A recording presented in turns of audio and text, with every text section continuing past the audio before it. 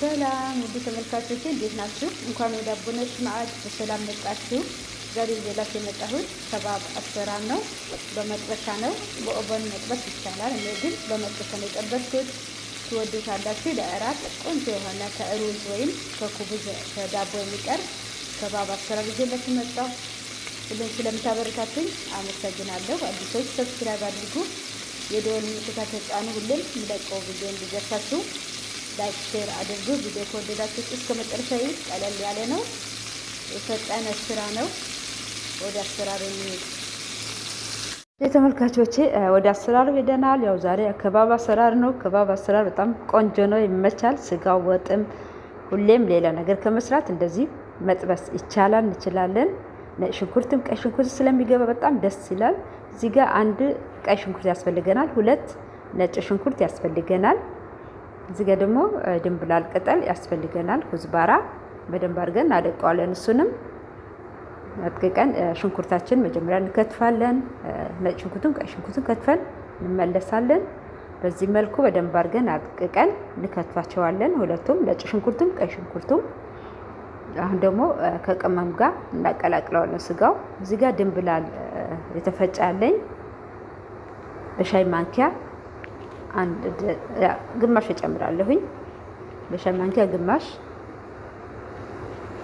ከሞን በሻይ ማንኪያ ግማሽ እንጨምራለን። እዚህ ጋር ከሞን ነው የሚጨምረው፣ እሱም በሻይ ማንኪያ ግማሹ ነው።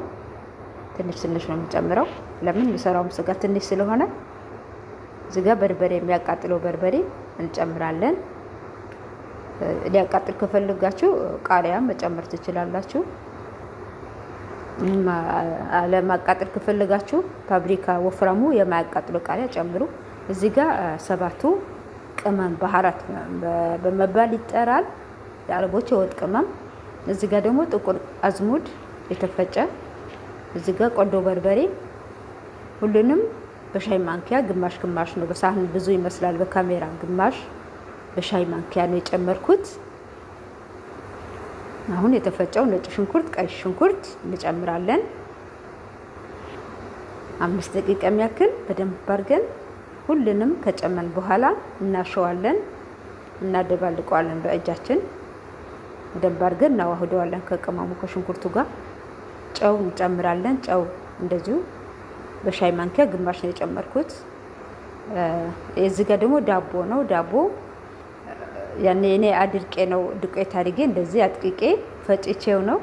እናንተ ደግሞ ዱቄት ካላችሁ ዱቄት ባክሰም የሚባል ዱቄት አለ፣ የዳቦ ደረቅ የተፈጨ እሱ ካላችሁ እሱ ጨምሩ። እኔ ደግሞ ይሄኛው አንድ ዳቦ ድርቅ አድርጌ በመጥበሻ ፈጭቼው ነው። በዚህ መልኩ ጨመርኩኝ። 2 ማንኪያ የሚሆን 3 ጨመርኩት ስላልሞላ ነው እና በሁለት ያዙት እና ጨው ጨምረን አብረን እናሸዋለን። እዚህ ጋር ግማሽ ነው ጨው የጨመርኩት፣ ግማሽ ማንኪያ የሻይ ማንኪያ። በዚህ መልኩ ሁሉም ካደባለቅን በኋላ በደንብ አድርገን እናሸዋለን። ዳቦ ዱቄት የሚጨመረው ለምንድን ነው? ስጋው ያዝ አድርጎ እንዲይዘው ነው። ሁሉንም ከቅመሙ ጋር እንዳይበታተን፣ ሲጠበስ እንዳይበታተን ያዝ እንዲያደርገው ነው ዱቄቱ የሚጨምረው። ከዱቄቱ ጋር አብረን ከቅመሙ ጋር በደንብ አድርገን እናሸዋለን። በዚህ ካሸነው በኋላ ፍርክክስ ብሎ አይበታተንም፣ ያዝ ያደርገዋል። ለዛ ነው የሚጨመረው። እና ጮማ፣ ብዙ ሰው ጮማ ስጋ ይጨምራል። ጮማ ስጋ ካላችሁ ጨምሩ፣ ሽታው ደስ ይላል ይሆናል። በፈሃም ወይም በከሰል ጥበሱት፣ ወይም በኦቨን ጥበሱት፣ ወይም በጋዝ በመጥበሻ ጥበሱት ይቻላል። በማንኛውም ነገር መጥበስ ይቻላል። እኔ ደግሞ በመጥበሻ ነው የምጠብሰው። በመጥበሻ ጠብሰዋለሁ። በደንብ አድርገን እንዲካሸነው በኋላ እናድቦለቡለዋለን በእንጨት ነገር። ይሄኛው እንጨት ረዘም ያለ ከሌላችሁ በማንኪያ በእግር ይቻላል። አለበለዚያ እንደዚህ እንጨት ካላችሁ በእንጨት ወቅታችሁ ውስጡ ክፍተት እንዲኖረው ነው። እናንተ በብዛት እንጨት ካላችሁ ከነ እንጨቱ በኦቨን መጥበስ ትችላላችሁ። ሌላ ሰው ያው ሲጠብስ አይታችሁ ይሆናል። እንደዚህ እንዳለ ኦቨን ውስጥ ነው የሚገባው። እኔ ግን እንጨቱ አወጣዋለሁ በመጥበሻ ስለምጠብስ እንጨት ስለማይመች አውጥቼዋለሁ። እንጨቱ ውስጡ ክፍተት ይኖረዋል። ደህና ሆኖ ይጠበሳል። በዚህ መልኩ በደንብ አድርገን በጭብጥ የሚሆን ለክተን እንደዚህ እንጨብጠዋለን። እናንተ እንዲረዝም ከፈለጋችሁ ረዥም አድርጉት። እንደዚህ በጭብጭ ይበቃል ካላችሁ እንደዚህ አጣር አድርጋችሁ ስሩት።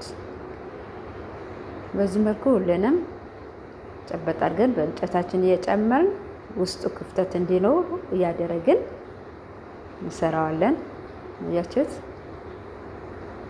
እና ይሄኛው እንጨት ከሌላችሁ ደግሞ እንደዚህ ማድቦልቦል ይቻላል። በዚህ መልኩ የሚሰራ አለ። ከባብ አድርጎ ከባብ ማለት ይጠራል። በወጡ አድርጋችሁ መስራት ትችላላችሁ፣ በለበን በእርጎ አድርጋችሁ።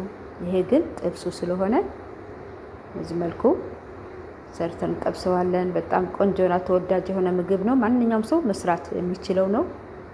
ቤት ውስጥ በሚገኝ ነገር ነው። ሽንኩርትና ቅመማ ቅመም ነው የሚያስፈልገው። ባላችሁ ቅመም መጠቀም። ሲጠበስ በተለይ ሽታው በጣም ደስ ይላል። ከኩቡዝ ወይም በሩዝ አድርጋችሁ በዳቦ አድርጋችሁ ማቅረብ ይቻላል። ከሁሉም ነገር ይመቻል፣ በዳቦ ወይም በሩዝ። እኔ ደግሞ በሩዝ ነው። ሩዝ ሰርቼ በነጭ ሩዝ ነው ማቀርበው። እናንተ ደግሞ የተመቻችሁ ነገር አቅርቡ እና አሰራሩ በጣም ደስ ይላል። ለእራት ለአረቦቹ ለእራት ይሆናል። አሁን አብልብለን ጨርሰናል። አሁን የሚቀረን መጥበስ ነው። መጥበሻችን እንጠዳለን። ትንሽ ዘይት አድርገን እናግለዋለን። ከጋለልን በኋላ በዚህ መልኩ ስጋው ያዘጋጀነው ስጋ እንጠብሳለን። አሁን መጥበስ ጀምረናል። እኔ እንዳልኳችሁ በመጥበሻ ነው የምጠብሰው። እናንተ በኦቨን መጥበስ ትችላላችሁ።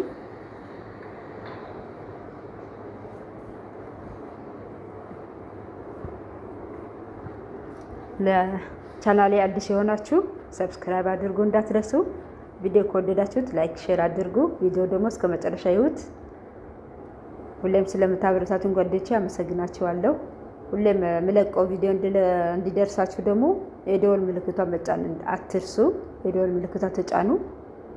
ሁሌም ስለምታበረታቱኝ አመሰግናለሁ። እዚህ ጋር ቀይ ሽንኩርት ከትፌ ሽልሜ ከትፌ በቁመቱ በተንኩበት፣ ቃሪያም እንደዛው የማያቃጥለው ቃሪያ ጨምሬያለሁኝ። ነጭ ሩዝ ቀቅዬ በነጭ ሩዝ ላይ አውጥቼ እላዩ ላይ ደርድሬዋለሁ። እናንተ በሳህን ለብቻው ማድረግ ትችላላችሁ። ድክር ከላይ ቲማቲም፣ ሽንኩርት ጠብሳችሁ ማድረግ ትችላላችሁ። እና ይሄ ይመስላል። ከመጀመሪያ እስከ መጨረሻ ስለተከታተላችሁኝ አመሰግናለሁ።